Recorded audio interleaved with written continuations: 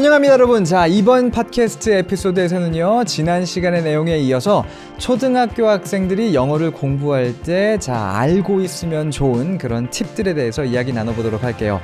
지난 시간에는 우리가 초등학교 저학년 학생들에 대한 이야기를 나눠봤고, 이번 영상에서는 초등학교 고학년 학생들이 영어를 공부할 때 부모님이 알고 있으면 좋은 그런 팁들에 대해서 이야기 또 나눠보도록 하겠는데요. 자, 여기서 말하는 초등학교 고학년생이라는 것은 한 5학년? 6학년 정도, 그쵸?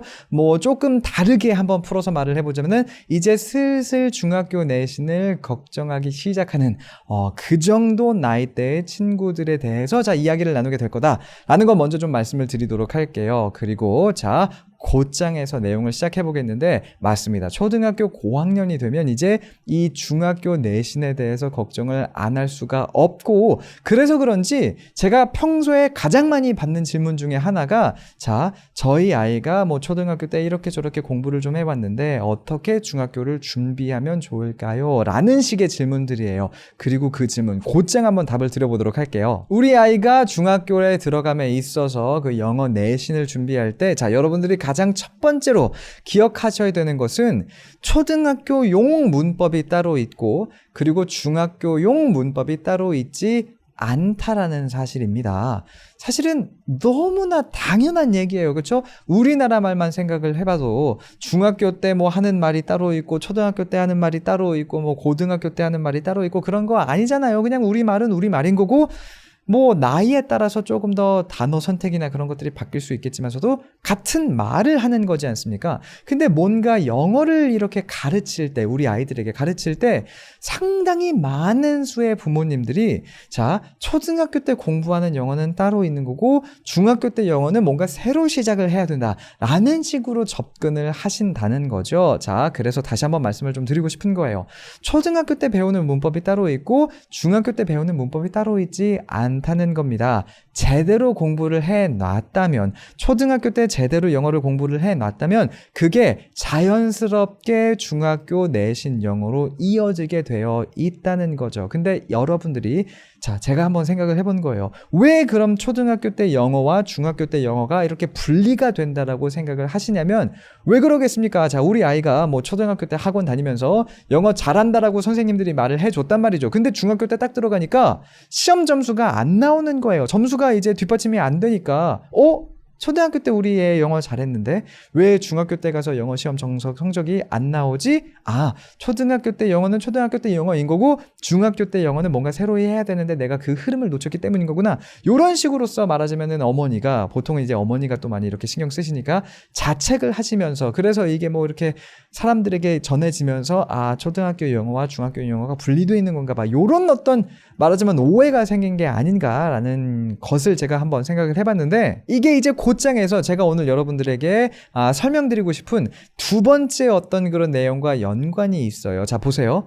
왜 그럼 그런 걸까요? 초등학교 때는 분명히 영어를 잘했는데 중학교로 넘어갔고, 중학교 내신에서 성적이 안 나오는 이유는 도대체 왜 그런 걸까요? 아주 있는 그대로 팩트 폭행을 좀 해보자면, 초등학교 때 영어를 제대로 공부하지 않았기 때문에 그렇습니다.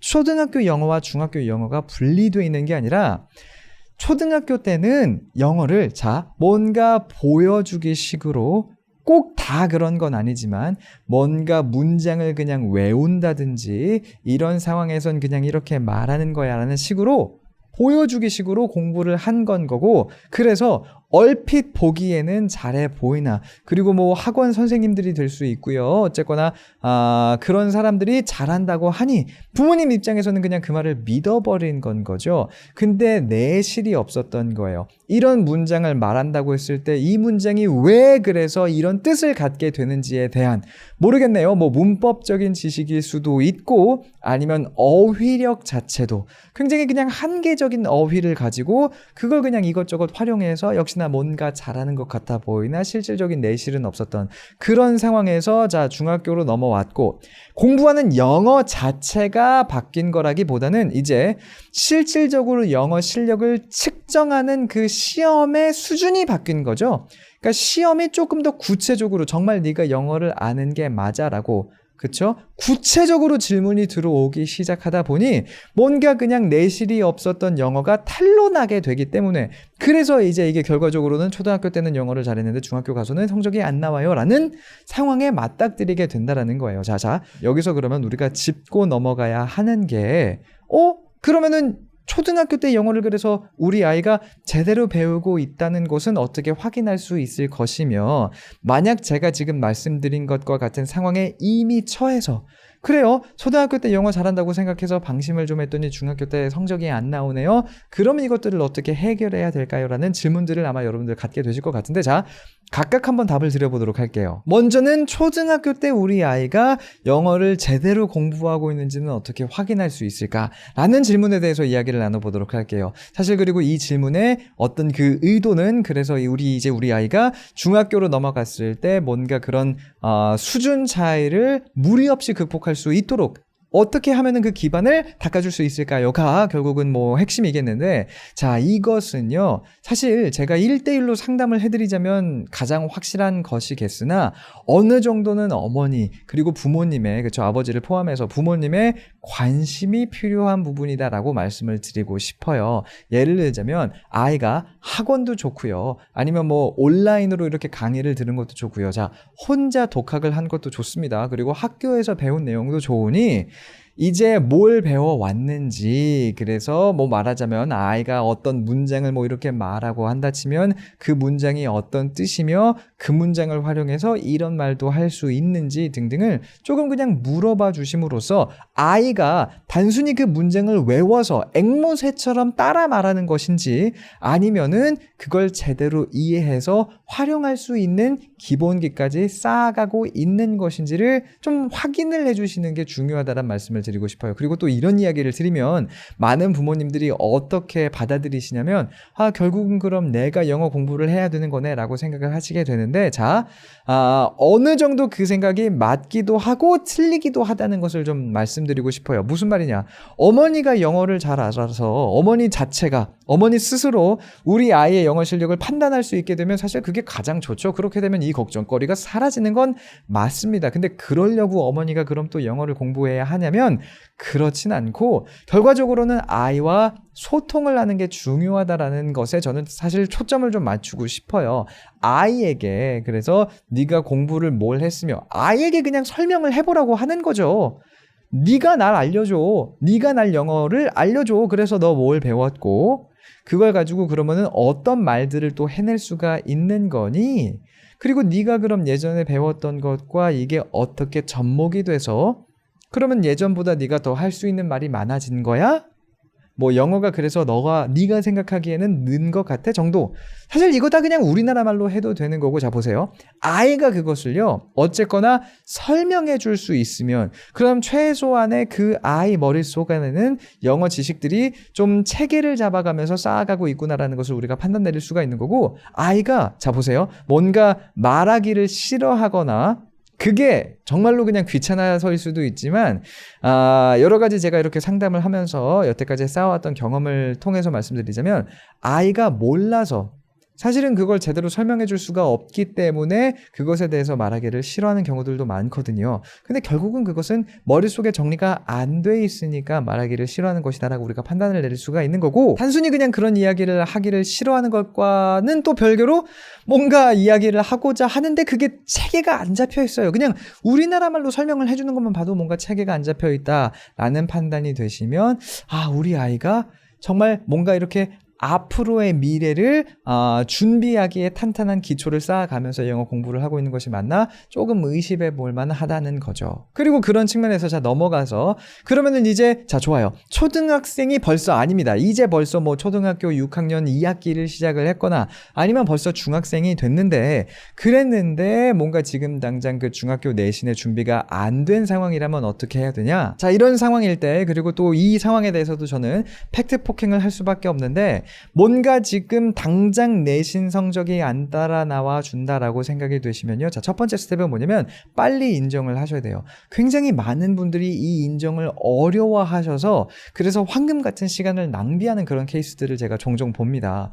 아니에요, 선생님. 저희 아이가 초등학교 때 이렇게 했었기 때문에 뭔가 지금 그냥 적응을 못해서 그런 거지, 시간이 지나면 성적이 저는 이렇게 올라갈 거라고 따라와 줄 거라고 생각을 합니다 라는 식으로 말하자면 제 조언들을 또 이렇게 듣지 않으시는 분들을 제가 종종 또 만나게 되는데, 자, 정말로 그럴 거라고 생각을 하신다면 그냥 본인이 생각하시는 방법대로 유지를 해 나가시면 돼요. 근데 사실 또 그렇게 따지자면 정말로 본인이 생각이 맞다라고 생각을 하신다면 왜 저한테 와서 상담을 하셨습니까?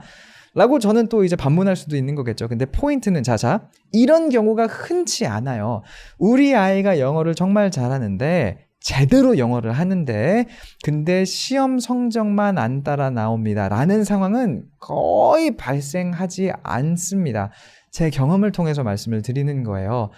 시험 성적이 안 따라 나와주면요, 보통 뭔가 보이는 것만 이 친구가 조금 잘할 뿐, 그쵸? 정말로 잘한다고 하면 실질적인 내실이 부족한 경우가 대부분이에요. 그리고 이런 이야기를 하는 제 가슴도 찢어지는데, 저도 그랬으면 좋겠어요. 영어를 실제로 잘하는데 근데 시험에만 약간 적응을 못해서 아직 점수가 못 따라 나온 그런 경우들이에요 라고 저도 뭔가 이제 어떤 분이 저에게 상담을 했을 때 그런 이야기를 드리고 싶으나, 자자, 교포가 아닌 이상, 그러니까 말하자면은 초등학생 때부터 우리나라에서 안 살았었고 갑자기 중학교 2학년 때 우리나라에 딱 넘어와서 뭔가 시험 문제 자체에 대해서 그냥 이런 걸 처음 접해봐요.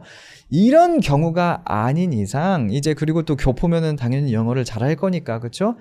그런 친구들은 시간이 지나면은 시험 문제에 적응을 해 나갈 거고 그래서 점수가 따라 올라갈 겁니다 라고 말씀을 드릴 수 있겠으나, 우리나라에서 자란 친구가 자, 영어는 잘하는데 시험 성적이 안 따라 나옵니다.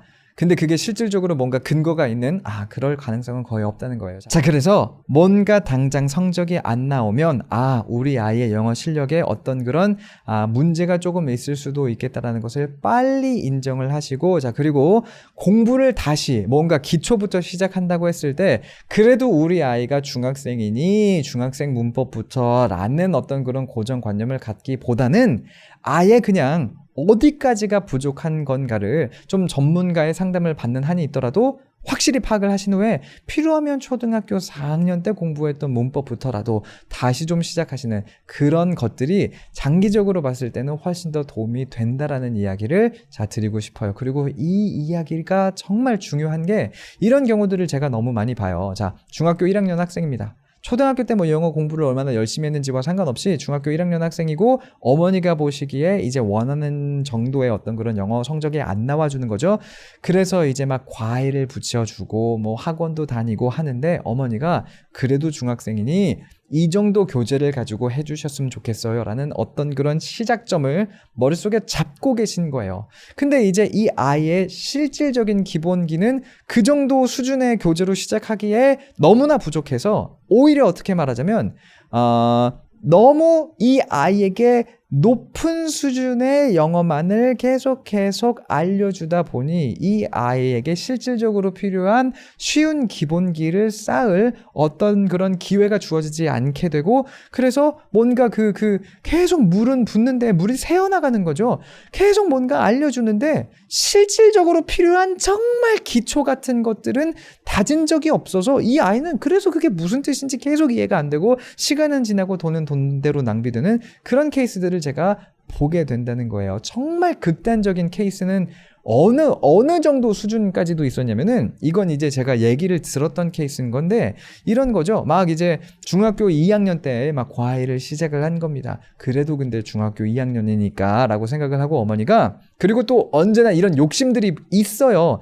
중학교 2학년 때 성적이 안 좋아서 영어를 공부시키시는 거면 약간 기본기부터 초등학교 때 교재부터 쭉 한번 살펴보면 그거 오래 안 걸리거든요. 그럼 좋을 건데, 근데 중학교 2학년이니까 지금 당장 성적도 부족하지만 중학교 2학년이고 이제 그럼 중3 이제 고등학교 때를 또 준비해야 되니까 과외를 붙여줬는데 그 과외 선생님에게 우리 아이에게 고등학교 내신을 준비시켜주는 컨텐츠로 좀 이렇게 공부를 시켜주세요 라고 요구를 한 거예요. 근데 이 아이는 실제로 뭐 명사가 뭔지 동사가 뭔지 진짜 영어의 기본기 자체가 너무나 허약했고, 근데 그거를 모르는 선생님이 첫 2달은 말하자면 막 뭐 가정법부터 시작해서 고등학교 때 나올 만한 이제 머릿속에서는 막 수능까지 준비를 하면서 막 가르친 거죠. 근데 2달이 지나고 보니까 이제 아이가 또 고개를 끄덕끄덕이길래 뭐 이해 하나 하고서는 막 가르쳐 놓으니까 나중에 보니까 뭐야, 동사도 뭔지 모르잖아, 이렇게 돼버리는. 그래서 시간도 시간대로 돈도 돈대로 낭비를 해버리는 이런 케이스들이, 자, 이렇게까지 극단적이지는 않더라도 은근히 굉장히 작은 스케일로라도 이런 식의 낭비가 벌어지는 경우들이 상당히 많다는 거죠. 해서 자, 팩트 포킹 마지막으로 한 번만 더 할게요. 우리 아이의 실력이 뭔가 지금 당장 상당히 부족하구나가 시험 성적이 됐든 뭐가 됐든 객관적으로 나타나기 시작하면요, 아예 마음을 탁 비우시고 좋아 다시 시작하자. 어디서부터? 네가 모르는 데서부터. 필요하면은 초등학교 1학년 컨텐츠부터 시작을 해도 좋으니 자, 기본기만큼은 우리가 확실히 다져가자 라고 생각을 해주시는 게, 자, 장기적으로 봤을 때 고등학교, 그리고 수능 영어, 그리고 조금 더 넓게 보자면 토익 영어를 위해서도, 그쵸? 어쨌거나 토익 언젠가 또 이제 보게 될 거니까 모르겠네요. 앞으로 10년 후는 어떻게 될지 모르겠지만서도 지금 당장 고등학생들은 사실 또 토익 언젠가는 볼 거다라는 생각 언제나 하면서 영어 공부해주는 게 맞거든요. 그런 측면에 있어서 장기적으로 더 유리할 거다라는 이야기를 자 드리고 싶습니다. 좋아요. 그래서 여기까지 한번 이야기를 나눠봤고, 마지막으로 제가 드리고 싶은 이야기는 사실 또 굉장히 간단한 건데, 저 좋아요. 중학생 정도만 돼도 이미 내신이다 뭐다 해서 어떤 그 시험 영어, 정확히는 수업 영어에 어느 정도 갇힐 수밖에 없는 게 사실이긴 합니다. 근데 자, 확실한 건 뭐냐면 고등학교 때로 넘어가면 그때는 수업 영어에 더 갇히게 될 거라는 거죠. 그러니까 중학교 때만이라도 내신은 내신대로 챙기시되 조금 더 넓게 보시고 멀리 보시고 싶으신 분들은 그 어떤 수업 영어와는 약간 별개의 영어 컨텐츠들, 말 그대로 영어 컨텐츠로서 즐길 수 있는 컨텐츠들을 조금씩 이렇게 같이 접하도록 해주십사 부탁을 좀 드리고 싶어요. 역시나. 그리고 그럼에 있어서 가장 좋은 어떤 그 소재는 원서가 되겠는데, 사실 원서가 아니어도 좋아요. 영화도 좋고 미드도 좋고 어쨌거나 영어를 영어로서 소비할 수 있는 어떤 그런 기회들을 많이 만들어 주셨으면 좋겠고, 왜 그러냐면, 자, 이거는 제 경험으로 좀 돌아가서 이야기를 해보도록 할게요. 사실 지금 제가 드리고 있는 이렇듯 수업 영어가 아니라 다른 어떤 그런 영어를 영어로 접할 수 있는 컨텐츠를 접하게 하는 건 고등학생들한테도 좋습니다. 근데 고등학생들은 너무 할 게 많으니까 이거 제가 고등학생들한테까지는 추천을 못한다 뿐인데, 자, 이런 경우들을 저도 겪었고, 사실 토플을 가르치면서도 많이 보게 되는 게, 토플 시험을 공부하면 또는 뭐 IELTS 시험을 공부하면 수능 영어를 공부하다 보면, 자, 그 시험에 나오는 영어 문장 구조와 단어들만을 계속해서 보게 돼요. 그러니까 말하자면 시야가 굉장히 좁아지기 시작을 합니다.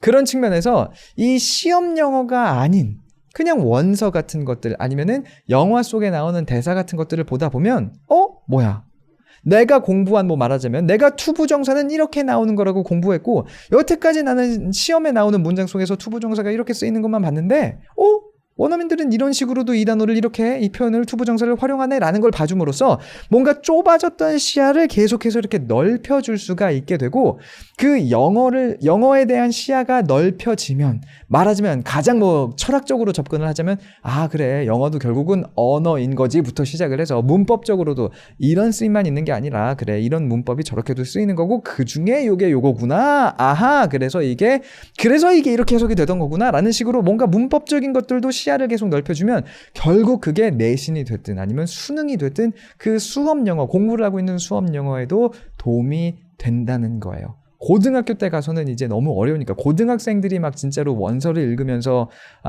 그런 영어에 대한 그 시야를 넓혀주는 거는 욕심일 때가 많습니다. 실제로 저한테 그 유튜브 채널에서 댓글로 이런 질문들을 종종 받거든요. 제가 고등학교 3학년인데 지금 이제 원서로서 영어를 좀 공부하면 어떨까요? 라는 질문을 받으면 제가 되게 솔직하게 말해요. 고등학교 3학년이면 지금 당장 그 수능 지문 하나 더 풀어보는 게 당장 그 수능 점수에는 도움이 될 거다.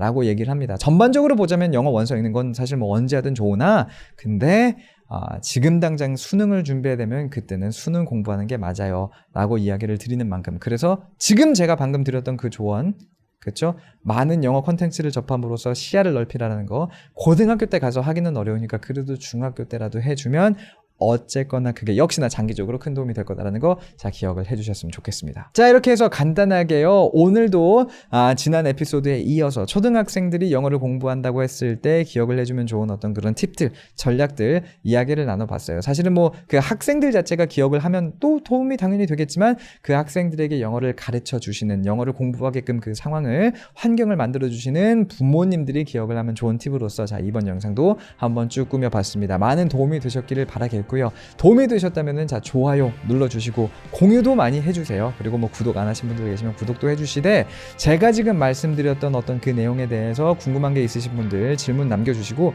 아니면은 나는 조금 생각이 다릅니다 이렇게 생각이 되시는 분들도 자 같이 이야기 나눠보면 좋을 것 같습니다. 댓글로 글 남겨주시면 자 제가 또 쫙 한번 읽어보고 그리고 또 답변 드릴 수 있을 것 같으니까 참고해주세요. 자 오늘 그럼 남은 하루 좋은 하루 보내시고요. 저는 다음 시간에 여러분들 또 찾아뵙도록 하겠습니다. See you soon.